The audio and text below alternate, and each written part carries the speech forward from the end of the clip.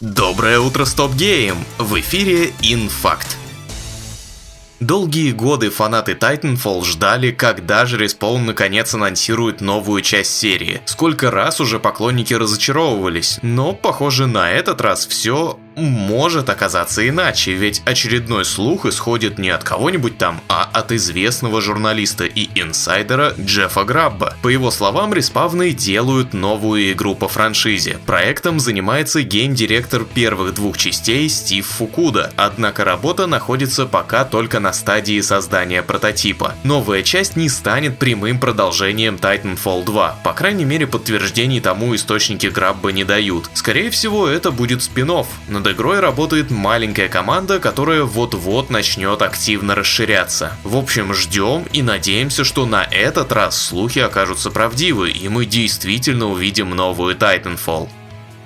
Вслед за весточкой о возможном ПК-порте Ghost of Tsushima долетел слух и о еще одном эксклюзиве Sony, который очень может быть заскочит на персональные компьютеры, а вместе с ними и на пятую плоечку в виде ремастера. Речь о Gravity Rush 2. По сообщениям СМИ, официально о проекте станет известно в мае. Сначала игра выйдет на PS5, а позже и на ПК. На данный момент это все, что известно. Напомню, что франшизу собираются экранизировать, так что выход ремастера окажется очень кстати.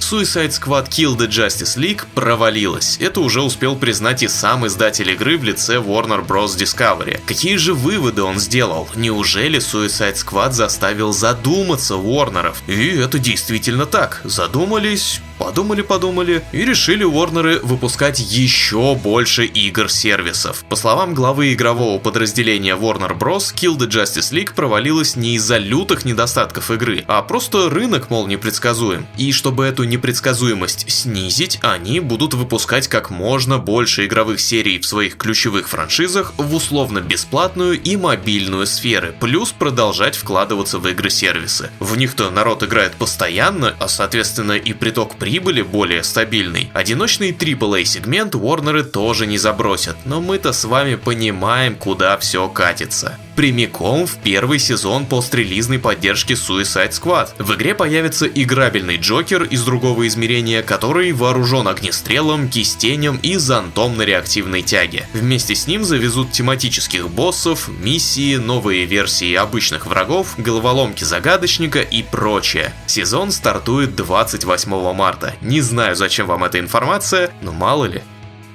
Творческий директор Dune Awakening поделился свежими подробностями об игре. И кажется, это будет провал. Ну, судите сами. Мало того, что нам не дадут покататься на Шаи-Хулуде, так еще и не позволят регулировать размер полового пениса. Для выживача это критический недостаток. Но ладно, может все и не так плохо. Про дюнных червяков директор Пробуждения говорит, что они свободно перемещаются по карте, и игрокам придется стараться их избегать. В разных областях мира живут черви разных размеров. Все они бессмертны, но, как говорится, быстрые ноги червя не боятся. От них можно будет удрать бегом или же на транспорте. К тому же каноничная песчаная походка также в игре присутствует. Если вас настигнет и прикончит другой игрок, вы потеряете лишь немного ресурсов, а вот если сожрет червяк, весь ваш лут останется у него в желудке. Кроме того, сообщается, что на старте в игре можно будет выбрать лишь фракцию Атрейдес или Харконнен. Третья сторона конфликта станет доступна только после релиза. Dune Awakening выйдет на ПК, PlayStation 5 и Xbox Series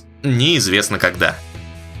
Коллектив Team Sun-It представил мрачный экшен-платформер Dragon is Dead. По сюжету все драконы, бросившие вызов богам, погибли, а единственный оставшийся в живых озлобился настолько, что наслал на мир скверну. Наш герой должен одолеть монстров, порожденных последним драконом, а после расправиться и с самим Горынычем. В основе геймплея лежат элементы рогалика, так что придется часто умирать и начинать забег по новой. Разветвленная система прокачки позволит создавать комбинации из различных умений. Также важно будет грамотно сочетать найденные артефакты. Наконец, из выпадающих рун можно будет ковать легендарные предметы. Dragon is Dead стартует 7 июня в раннем доступе в Steam. К сожалению, без перевода на русский.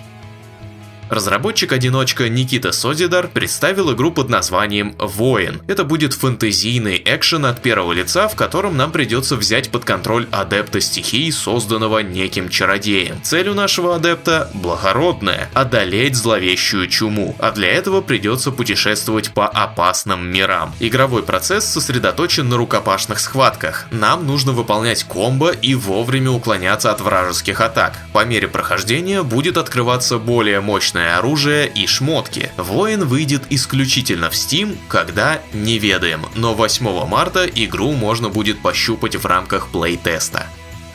Crusader Kings 3 получила обещанное дополнение Legends of the Dead, посвященное самой страшной напасти, накрывшей средневековую Европу – эпидемии чумы, названной Черной Смертью. Главное нововведение – система легенд, позволяющая увековечивать память о ваших аристократах в песнях, ну или при помощи пирушек и культовых построек. Легенды бывают героические, легитимизирующие и святые, каждая со своими наградами и эффектами. Династии также получат новый вариант наследия – героическое. Собственно, чумная часть DLC включает цепочку тематических событий и новые болячки, способные перерасти в масштабные поветрия. Для тех же, у кого есть только базовая версия игры, вышло обновление, исправляющее ошибки, перерабатывающее баланс, улучшающее поведение искусственного интеллекта и так далее. Из интересного появились эпидемии и особые ивенты на территории, где распространилась болезнь, новые игровые правила, опять же касательно хвори,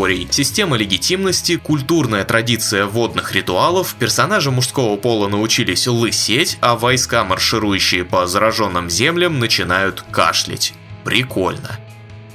Опасно переходить дорогу Большой N. Она внимательно следит за всеми своими продуктами и наказывает любого, кто хотя бы подумает использовать их в каком-либо виде. Авторы эмулятора Nintendo Switch, Yuzu, ожидаемо стали жертвой юристов компании. Теперь они должны выплатить Nintendo почти $2,5 миллиона, перестать распространять и поддерживать не только эмулятор Switch'а Yuzu, но и Citra, эмуль для игр с консоли 3DS, а кроме того, им будет запрещено впредь заниматься разработкой любых других эмуляторов. Такой вот печальный конец у этой истории, но вполне закономерный. Больше новостей читайте на нашем сайте. Там же зацените статью о годных играх, которые вы могли пропустить в феврале за авторством Кирилла Волошина, а вечерком залетайте на стрим Баротравмы. Приятного аппетита и хорошего вам дня!